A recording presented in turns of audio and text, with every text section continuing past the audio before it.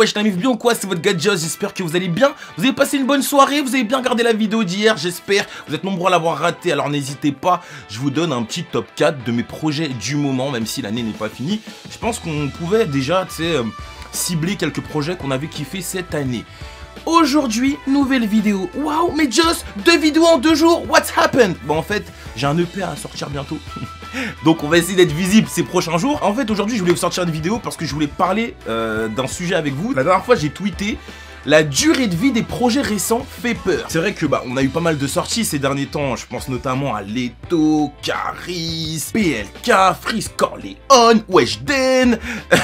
Finalement, tu te dis, mais avec toutes ces sorties, qu'est-ce que tu retiens réellement? Il y a des projets qui, comme à l'ancienne, vont réussir à te tenir en haleine pendant longtemps, ou t'as la sensation que finalement t'écoutes le projet et tu vas l'écouter quoi, peut-être 2 jours, 3 jours et après t'as envie de passer à autre chose. C'est plutôt cette deuxième solution qu'on effectue tous et je me suis demandé mais pourquoi? Et du coup, je pense que j'ai envie de vous proposer 3 critères qui font qu'aujourd'hui la musique est vraiment devenue fast-food. Pas besoin d'avoir fait des études là-dedans pour se dire que effectivement le streaming a redistribué toutes les cartes. Avant, tout simplement, quand t'allais acheter un CD, frérot, c'était un prix. Quand tu écoutais ton album que t'as acheté ou que t'as économisé pour l'avoir, tu le ponçais le projet. Tu le ponçais parce que justement ça coûtait quelque chose, c'était un bien et c'était pas aussi facile d'accès que sur ton téléphone où voilà, t'as juste à télécharger et si t'en as marre, tu supprimes de ta bibliothèque. Et puis en vrai, qui dit streaming dit possibilité pour un plus large public de pouvoir s'exprimer.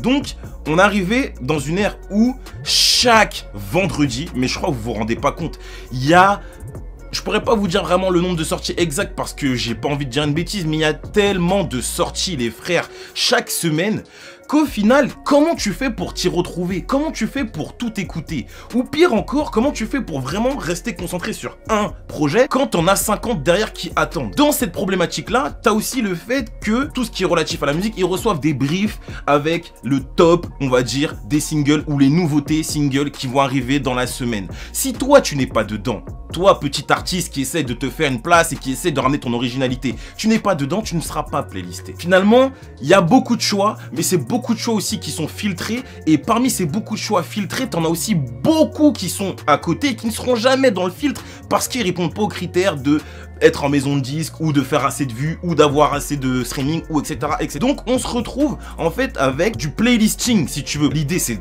pour un artiste c'est d'arriver en playlist et c'est tout le temps les mêmes sons. C'est tout le temps les mêmes sons. Et après on va te sortir que c'est mathématique. C'est ceux qui streament le plus qui vont arriver dans les tops, qui vont être diffusés en radio. Finalement t'entends toujours les mêmes trucs, ça te saoule vite et après tu te détaches. Le choix du streaming c'est une bonne chose. Et aussi on peut être tout simplement autonome et se dire avec le streaming, tu as la possibilité d'aller toi-même découvrir certains artistes, et d'ailleurs c'est ce que j'ai fait, et te faire ta propre opinion. Donc vraiment, pour réussir à capter l'attention d'un auditeur, il faut proposer quelque chose de différent. Et c'est ce qui va me permettre d'arriver au deuxième critère qui est selon moi la prod. C'est un rôle qui est très important, et d'ailleurs quand vous parlez avec eux, ou même quand vous voyez dans les interviews, ils veulent être aussi mis en avant, parce que c'est vrai que sur un morceau, quand tu regardes bien, t'as le rappeur ou l'artiste en question, mais la prod va être tout aussi importante. Sinon, le mec, il ferait de l'acapella et tu te doutes bien que ça serait différent. Donc, beatmaker, compositeur ou comme tu veux, et artiste sont complémentaires. Alors, c'est un constat qui a été fait que on aurait dit que la musique se ressemble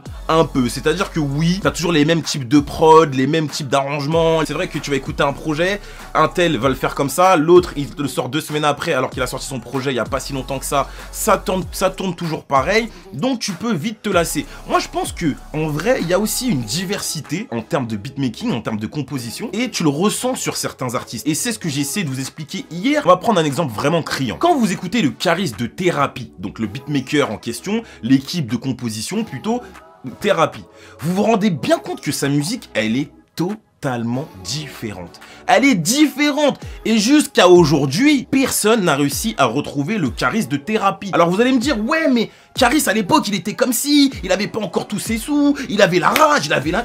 Oui, c'est vrai. Mais il était appuyé par une équipe de compositeurs qui était compétente, qui était là pour lui, qui comprenait son délire et qui ne faisait plus qu'un avec lui. pour que justement sa musicalité soit optimale. Les artistes devraient beaucoup plus se prendre la tête à définir encore plus leur univers, aller beaucoup plus loin dans leur musicalité, peut-être même prendre plus leur temps à composer leurs projets, bien que c'est vrai qu'aujourd'hui il faut sortir des trucs à tout va. Il y a quand même des artistes qui ont réussi à imposer un timing. Nekfeu il sort pas des albums tous les 6 mois parce que le mec t'a habitué. Le mec a construit sa communauté. Damso, c'est pareil. Il est pas obligé de sortir tous les 6 mois parce que sa communauté, elle a été construite comme ça. Parce que le mec, ce qu'il fait, c'est ultra quali. Alors, je ne dis pas que les autres qui sortent tous les 6 mois, c'est pas quali. Il faut plus se prendre la tête sur les prods. Il faut plus se prendre la tête sur l'univers de l'artiste. Il faut aussi que les artistes le fassent, ce truc-là, tu vois. À voir, c'est une prise de conscience. Mais moi, je le vois à travers les nouveaux artistes émergents du moment, tu vois. Chris Corleone, ça me fait plaisir parce que ce mec-là, ça fait longtemps qu'il grind avec son univers à lui. Et aujourd'hui, ça pète parce que c'est différent. Luigi, j'aime bien vous en parler, mais c'est pareil, c'est différent. J'ai l'impression que c'est la différence que les gens vont kiffer. Aujourd'hui, le mainstream, les gens qui font comme tout le monde, ouais, cool, mais ouais. Maintenant, on veut cette rareté, ce sentiment de non, ce mec-là, il fait un truc à part, tu vois. On a envie d'être rassemblés sur des choses qui sont vraiment à part. Et c'est tant mieux, parce que t'as des artistes qui se prennent la tête et qui ont des vrais délires à eux et originaux. Et il faut aussi les récompenser. Laylo, c'est le parfait exemple aussi. Et enfin, parce que c'est bien de parler des artistes, des beatmakers, des producteurs, etc., etc. Mais il faut aussi parler du public, les frères. À une époque, les gens qui faisaient de la Zumba, tu fais de la Zumba, c'est de la merde. Mais aujourd'hui, tout le monde fait de la Zumba.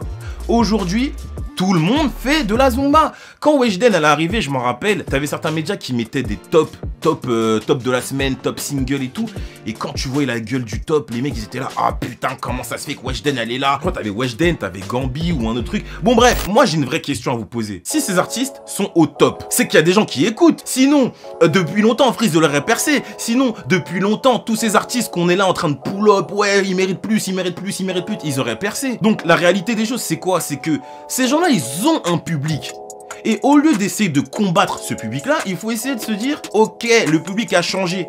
Parce que la réalité des choses, c'est que on ne pourra jamais combattre le changement et surtout le public qui s'adapte. Aujourd'hui, les gens veulent danser. Aujourd'hui, les gens veulent s'amuser. Que ça soit en été comme hiver. Avant, la Zumba, elle sortait que l'été. Aujourd'hui, ça sort même l'hiver. Aya Nakamura, il fait froid là. Elle t'a sorti quoi? Parle-moi de. Et ça passe crème. Les gens veulent s'amuser. Les gens veulent s'aérer l'esprit. Les gens travaillent. Les gens en ont marre. Ils rentrent chez eux. Ils sont fatigués. Covid par-ci. Violence policière par-là. Problème de voile par-ci. Problème de ci par-là. Eh, laissez-nous nous évader. Il y a aussi cette responsabilité du public qui s'est tourné vers ces musiques-là, ou peut-être qui s'est adapté à ces musiques-là parce que ça venait à elle, tu vois. Je suis autant d'accord avec le fait que la Zumba, ça pète sa mère et tout, vive Aya Nakamura, moi j'aime bien. Moi la Zumba, j'aime bien. Le seul truc que je dis, c'est que si vous êtes capable d'écouter des musiques aussi légères, très cool. Essayez de donner un peu de temps à certains qui se prennent la tête et qui mériteraient une écoute. Même une écoute, ça leur changerait peut-être leur quotidien. Parce que finalement, comme je t'ai dit, on est dans l'ère de l'originalité. On aime ce qui est différent. On aime ce qui est hors du commun. Freeze Corleone, Laylo, Luigi, regarde. Aujourd'hui, c'est ça qu'on veut. Donc, il faut continuer à pousser ces artistes qui sont différents, qui ramènent un truc qualitatif et qui ont leur propre univers. Faut les encourager. Faut vraiment les encourager. En tout cas, quand je vois les artistes qui pètent tout en ce moment, ben, je me dis que finalement, on est sur la putain de bonne voie. Donc, voilà, c'était une petite vidéo comme ça pour parler avec vous de mon avis sur pourquoi bah, la musique elle est aussi fast-food aujourd'hui. Dites-moi ce que vous en avez pensé. Dites-moi ce que vous pensez d'ailleurs de ce sujet-là. Pourquoi aujourd'hui la consommation de la musique se fait aussi rapidement? Pourquoi on n'arrive pas à s'attacher à des projets autant qu'avant? Putain, je me rappelle, mais je crois le premier projet de Booba que j'ai eu, c'était Panthéon. Et les gars, je vous jure, c'était un truc de fou. C'était un truc de fou. Déjà, il fallait que tu aies un Discman pour mettre le disque dans le truc. T'écoutais, la boîte, c'était un bien, tu vois. Enfin, franchement, la musique, ça a vraiment changé. Vraiment. Mais en tout cas, on est pour le changement, on est pour l'évolution. Et comme je vous disais, dites-moi ce que vous avez pensé de cette vidéo. Dites-moi ce que vous pensez de tout ça. Pourquoi ça a changé. Dites-moi si, bah non, vous, à contrario, vous arrivez à vous attacher à des projets encore et encore.